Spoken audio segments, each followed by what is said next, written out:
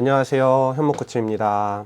네, 오늘은 조금 다른 분위기의 다른 형식의 영상을 준비했습니다.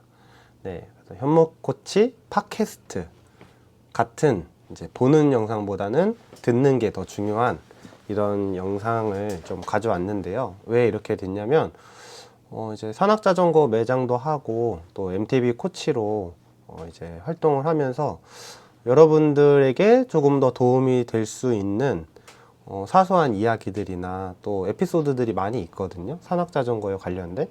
네, 그런 영상들을 조금 더 캐주얼하고 편하게 자주 업로드 해드리려고 이제 이렇게 조금 준비를 해서 이런 영상들을 준비했거든요. 그래서 그냥 아주 사소한 이야기들, 또 실질적으로 제가 손님분들에게 많이 해드리는, 또 손님분들이 저에게 이제 궁금해하는 그런 거를 이제 산악자전거 코치의 입장에서 미케닉의 입장과 코치의 입장, 또 이렇게 세일즈를 전문으로 하시는 분들 각각이 다 생각이 다를 수 있거든요. 근데 저는 이제 성인 동호인 분들을 교육하는 코치의 입장에서 한번 여러분들에게 도움이 될 만한 재밌는 이야기도 있고, 또 뭐 정보를 드리는 얘기도 있고, 또 제 개인적인 얘기도 있을 수 있어요. 이런 거를 좀 더 편안하게 한번 들려보도록 하겠습니다. 네, 그래서 오늘은 첫 번째 주제로 산악자전거 업그레이드에 관한 이야기를 좀 해보려고 합니다. 이제 기본적으로 올마운틴 다운힐에 관련된 이야기인데요. 이제 많은 분들이 업그레이드를 이제 고민을 좀 하세요. 내 취향대로, 또 내가 부족한 부분, 내가 더 신경 쓰는 부분에 대해서 어느 정도 투자를 하는 거죠. 근데 제가 산악자전거, 특히 올마운틴 다운힐, 이렇게 좀 다운힐에 집중된 자전거들에서 업그레이드를 하는 중요도? 순서라고 해야 될까요? 제가 신경 쓰는 부분들이 있어요. 그렇게 추천을 드리기도 하고, 첫 번째가 브레이크예요. 브레이크. 네, 제동 영역은 좋은 제품과 안 좋은 제품이 실질적으로 퍼포먼스 차이가 상당히 많이 나요. 네, 그리고 또 라이딩 중에 그런 피로도라든지 브레이킹이 잘 안 되면 엄청 스트레스 많이 받고 체력적으로도 힘들거든요. 그래서 브레이크에 대한 업그레이드를 좀 많이 추천드리고, 첫 번째 순서로. 그 다음에 두 번째는 이제 휠, 자전거 바퀴에 관련된 부분. 바퀴가 로드는 바퀴 업그레이드를 좀 중요하게 생각하는 부분인데, MTB는 생각보다 바퀴 휠에 대한 업그레이드를 좀 별로 중요하지 않다라고 생각하시는 분들이 계세요. 그런데 저는 바퀴 업그레이드도 좀 중요하다고 생각하고, 그 다음에 세 번째는 이제 서스펜션. 서스펜션도 상당히 중요한 부분이죠. 또 엔트리급과 최상급의 퍼포먼스 차이가 나지만, 서스펜션은 좀 안 좋으면 몸으로 좀 때울 수 있기도 해요. 그래도 산악자전거에서 업그레이드를 한다면 서스펜션이 한 세 번째로 중요하다고 생각하는데, 오늘은 첫 번째 주제로 이제 바퀴에 대한 얘기를 좀 해보려고 해요. 바퀴. 여기 보이시죠? 네. 이 바퀴에 대한 얘기인데, 바퀴를, 휠을 업그레이드 하는 거에 대한 좀 이야기를 한번 자세히 해보도록 하겠습니다. 네. 제 옆에 제가 예전에도 유튜브에서 보여드렸던 이제 위아원 카본 휠셋을 하나 이제 준비했습니다. 제가 전기 자전거에 사용하려고 지금 갖고 있는, 아직 사용하지 않은 새 휠인데요. 일단 휠은 이렇게 가운데 허브, 이건 뒷바퀴거든요. 앞바퀴도 허브가 있어요. 일단 허브가 있고, 그 다음에 스포크가 있고, 그 다음에 스포크를 림에다가 잡아주는 이제 립불이 있고, 그 다음에 이제 림이 있어요. 그래서 뭐 림의 소재가 알루미늄이냐 카본이냐, 또 스포크는 어느 브랜드의 어떤 기능을 갖고 있는 스포크고 어떤 두께냐, 또 립불도 뭐 황동이냐 알루미늄이냐, 뭐 이런 것들에 대해서 다르고, 이 가운데 허브도 이제 어떤 브랜드의 어느 정도의 휠이냐에 따라서 이제 이 휠 전체의 성능이 결정되는 거예요. 하나의 요소가 다 합쳐져서. 근데 일단 휠 업그레이드를 한다 이러면은 일단은 두 가지 측면에서 우리가 생각을 하는 거예요. 첫 번째는 이제 감성적인 측면, 그냥 이제 비주얼적인 측면, 뭐 감성적인 측면, 성능하고 떠나서. 그다음에 두 번째는 이제 성능적인 측면에서 우리가 이제 업그레이드를 하는데, 제가 생각하기에 감성적인 측면을 충족시키기 위해서 업그레이드를 한다, 이거는 이제 업그레이드 아니고 옆그레이드라고 생각해요. 옆그레이드. 옆으로 가지만 뭔가 감성적인 측면인 거죠. 감성적인 측면은 첫 번째는 이제 깔맞춤. 네, 요 휠도 내가 스포크의 색깔, 허브의 색깔, 또 림의 디자인 이런 것들을 이제 고를 수 있거든요. 또 그렇지 않아도 그냥 검정색 카본 휠이 갖고 있는 아우라 같은 것들도 있고, 그래서 그런 비주얼적인 감성적인 만족도가 있을 수 있고, 두 번째는 이제 많은 MTB 라이더들이 좋아하는 이 라쳇 사운드. 그 마이크로 한번 들려드려 볼까요? 이런 촘촘한 메밀 소리. 자, 이런 것들을 또 좋아하시기도 하고, 네. 그 다음에 또 감성적인 측면이라고 생각되는 부분은 무게. 네, 이건 카본 휠이거든요. 근데 사실 올마운틴 다운힐 장르에서는 카본 휠이라고 특별히 가볍지도 않아요. 그리고 가벼운 휠이 그렇게 중요하지도 않고, 일단은 내구성이 더 중요하기 때문에. 그래서 얘도 카본 휠이지만 무게는 1800g 대거든요. 그러면은 특별히 알루미늄 휠에 비해서 가볍지도 않은 휠인 거예요. 근데 그나마 그래도 뭐 카본 휠이니까 같은 강성이면 조금은 가볍겠죠. 네, 그래서 그 정도의 이제 감성적인 측면이라고 생각하고, 이제 두 번째 성능적인 측면, 기능성, 이 측면이 훨씬 더 중요하거든요.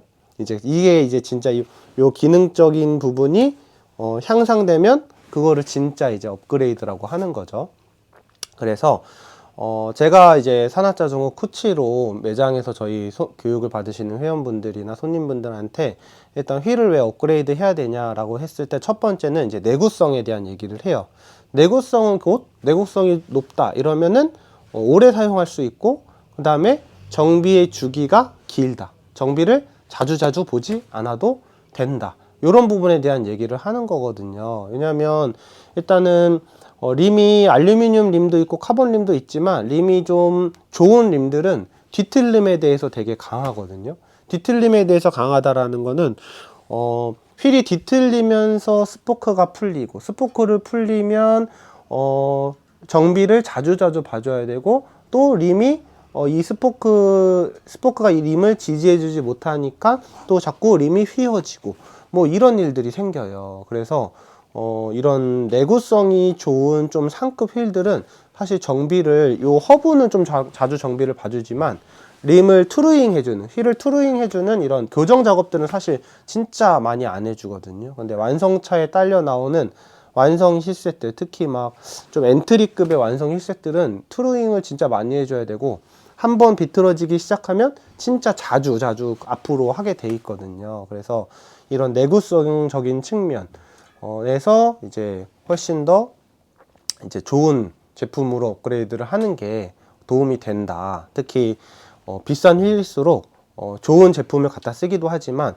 조립에 대한 퀄리티도 있거든요. 양쪽의 밸런스, 그 다음에 립불이 잘 풀리지 않도록 요게 이제 록타이트라든지 이런 작업들을 해주는 거, 이런 조립 퀄리티까지 포함이 돼서 좋은 상급 제품들은 이런 내구성이 좀 받쳐준다. 네, 그래서 업그레이드를 하면 좋다. 이렇게 얘기할 수 있고, 이제 두 번째는 주행성에 대한 얘기예요. 주행성. 우리가 다운힐을 하면 사실 페달을 굴리는 일이 많지 않죠? 안 굴려도 쭉쭉 내려가니까. 근데 좋은 힐셋을 쓰면 그 주행성이 좋아지냐? 좋아집니다. 네, 그냥 내리막길을 내려가고 막 울퉁불퉁한 그런 트레일을 타더라도 휠이 짱짱하면 자전거가 나가는 느낌이 달라요. 코너에서 확 말아 돌 때도 휠이 휘청이지 않고 버텨주는 그런 느낌들. 물론 여기에 타이어까지 달리지만 그래도 짱짱한 휠은 느껴집니다. 특히 좀 더 페이스가 높은 영역까지 가버리면 그런 것들의 강성이라는 게 좀 느껴지거든요. 그래서 이런 이제 주행성에 대한 부분이 요 림, 카본 림이 짱짱한 부분, 또 좋은 스포크들로 해서 이게 전체적으로 짱짱하게 조립이 됐을 때의 그런 주행성이 상당히 올라간다. 이런 것도 좀 있고요. 그 다음에 이제 더 주행성에 상관이 있는 게 이 리어 허브예요. 리어 허브.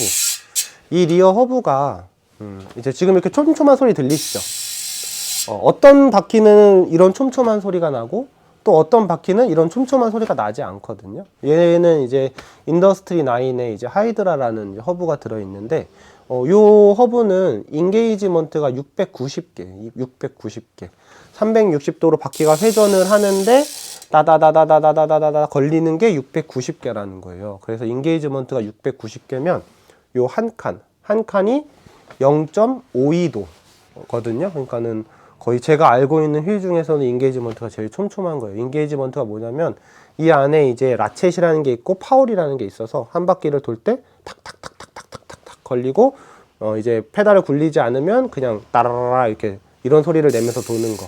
뭐 요런 얘기인데 이제 상급 휠로 갈수록 요런 인게이지먼트가 튼튼하고 그 시스템들이 좀 더 세련돼지거든요. 그래서 우리가 뭐 아는 뭐 DT 스위스의 뭐 DT 350 휠셋 같은 것들도 물론 이렇게 690개만치 촘촘하진 않지만 그래도 우리가 일반적으로 쓰는 완성차 있는 휠보다는 좀 촘촘하게 돼 있죠. 인게이지먼트가 36개.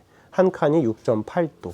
그리고 스타라쳇을 좀 업그레이드하면 좀 더 촘촘해지고 그 다음에 뭐 또 상급 허브에는 프로젝트 321이라는 허브도 있죠.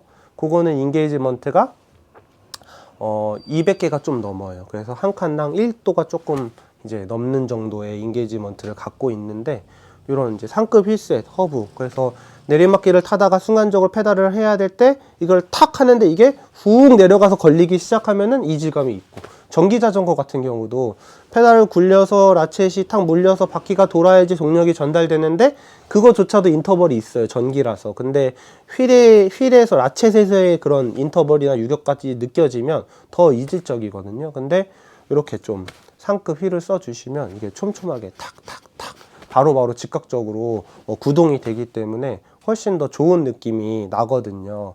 네, 그래서 이런 이제 상급 휠셋을 업그레이드 하면 좋다. 이런 관점에서 보시면 된다. 이런 얘기거든요. 잠깐만요.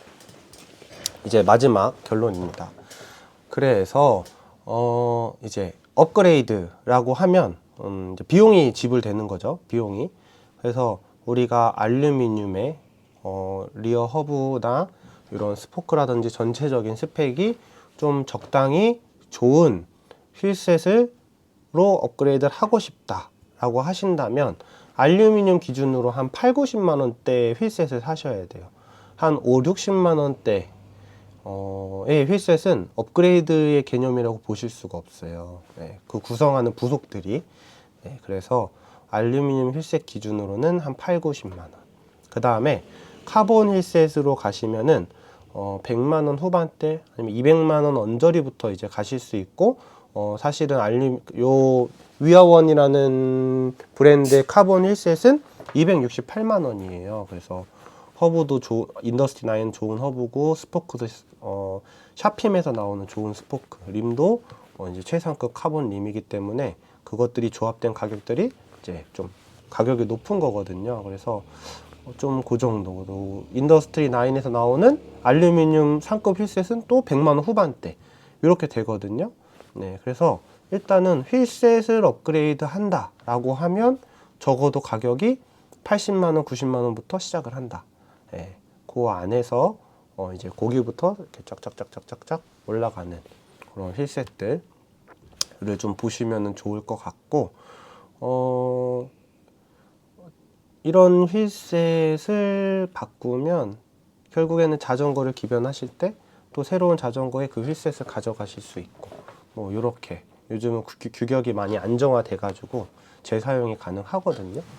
네, 그래서 좀 휠셋을 업그레이드를 고민하고 계신다면 이런 상황을 고려하셔서 업그레이드를 하시면 좋을 것 같고 제가 생각하기에는 완성차에서 원가 절감이 가장 많이 돼 있는 부분이 휠셋이라고 생각을 해요. 네, 그래서 최상급 자전거를 사도 휠셋이 최상급이 아닌 경우가 꽤 있거든요. 브랜드에 따라 다르지만 네, 그런 자전거를 좀 더 완성도 있는 자전거로 만드시고 싶다. 그러면 저는 휠셋의 업그레이드가 가치가 있다라고 생각합니다. 그래서 오늘의 영상은 여기까지입니다. 안녕.